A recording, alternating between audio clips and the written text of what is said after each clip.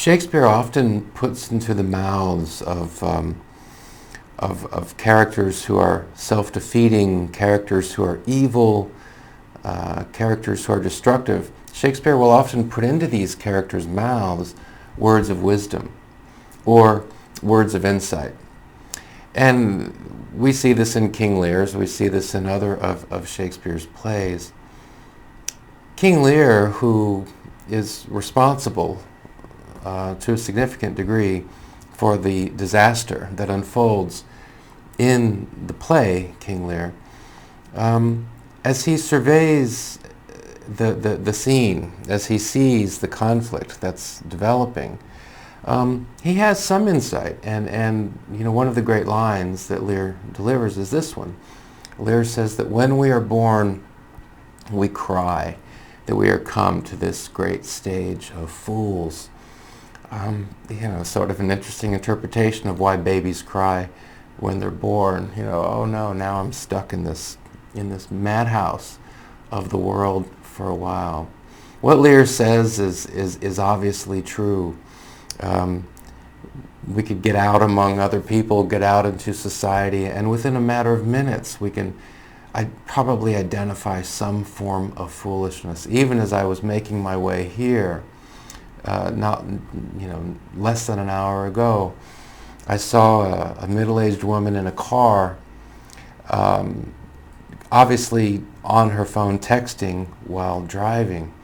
She was about 30 feet behind another car, and then about 30 feet behind her was a big cement truck, and it happened that she was driving past a public middle school in the morning. And I thought to myself, how is it possible that a person could do something so foolish? Not only to text while driving, but to text while driving in tight traffic. Not only that, but to text while driving in tight traffic by a middle school in the morning. What sort of tremendous foolishness is that? What story could this person possibly tell herself for why that was a good idea? When we are born, we cry that we are come to this great stage of fools.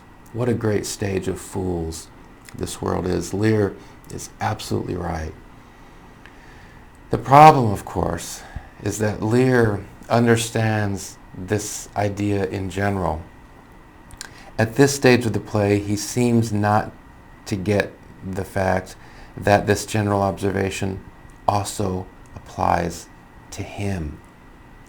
It's true, Lear, that this world is a great stage of fools.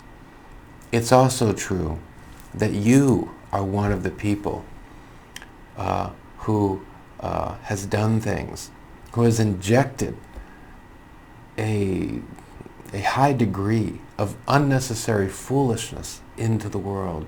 Look at what's happening in Britain as a result of the foolish things you have done and the foolish things you have said. It's so easy to see the foolishness that surrounds us. It's on every side. It's on every side. The human folly that surrounds us is on every side. But I wonder if an objective observer spent a day watching me, observing me, taking note of what I say, taking note of what I do, how much foolishness would that observer see in me? Related to this theme is another, I think, very poignant, very powerful line from Lear's Fool. This fool is sort of an entertainer and also a philosopher of sorts. And in a sad moment, when Lear is getting some insight, Lear recognizes, at least briefly at this moment, that he's done his daughter Cordelia wrong. And the fool says to Lear, "Thou shouldst not have been old till thou hadst been wise." It doesn't surprise us if a 12-year-old is not wise. There are probably not very many wise 12-year-olds.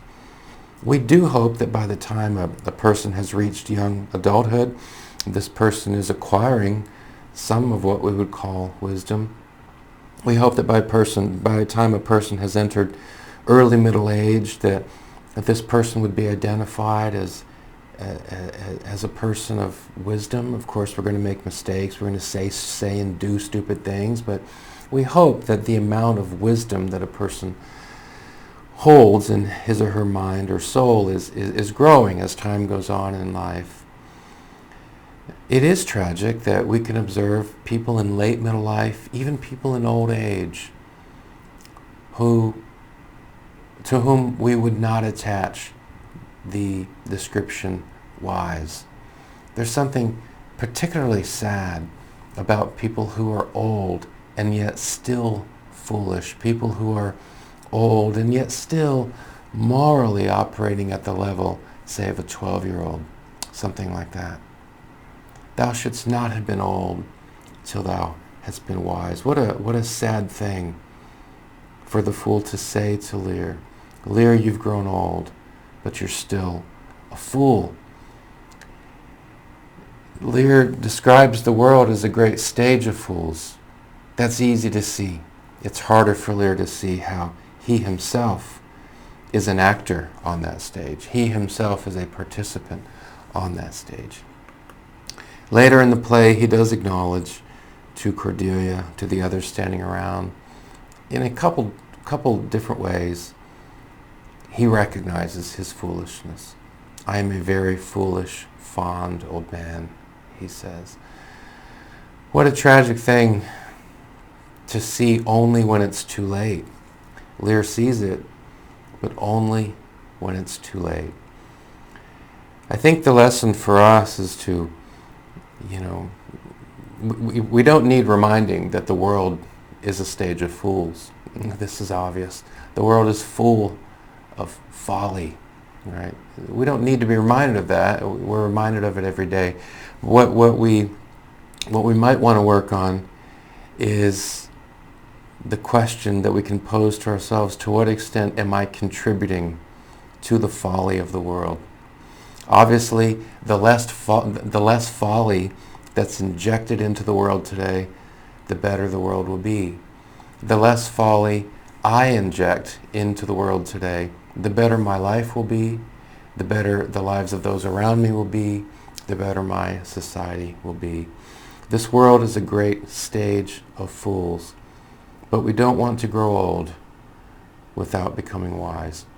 We don't want our lives to be a major contributor to the foolishness that pervades the world. We will inevitably make some contributions to the world's folly, but as time goes on, the hope is that we're contributing less and less, that we're becoming wiser and wiser, that we're not moving toward a situation where we get late in life and we recognize our foolishness, but by that point it's too late. There's not much time left. Obviously, that's something that we want to avoid.